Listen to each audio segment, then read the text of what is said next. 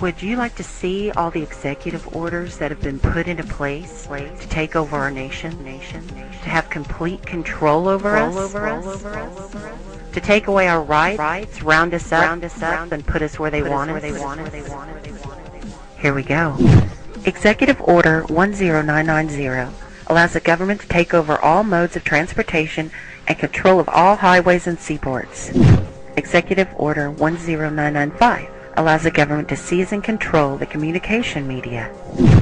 Executive Order 10997 allows the government to take over all electrical power, gas, petroleum, fuels, and minerals.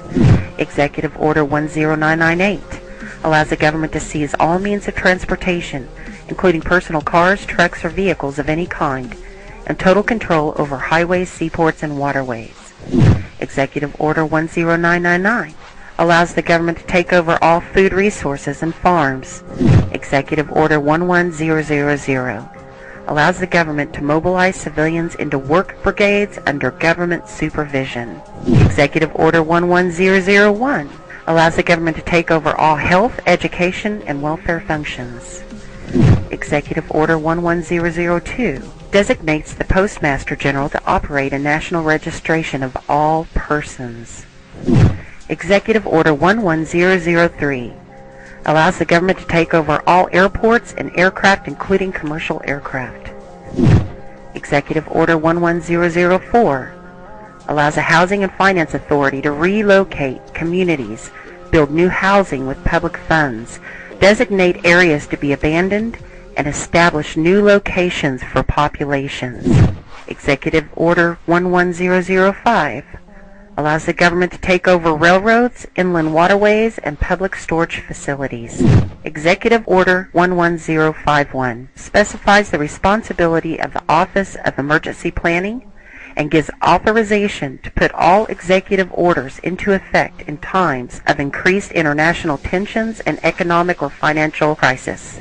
Executive Order 11310 grants authority to the Department of Justice to enforce the plans set out in executive orders, to institute industrial support, to establish judicial and legislative liaison, to control all aliens, to operate penal and correctional institutions, and to advise and assist the President. Executive Order 11049 assigns emergency preparedness function to federal departments and agencies, consolidating 21 operative executive orders issued over a 15-year period.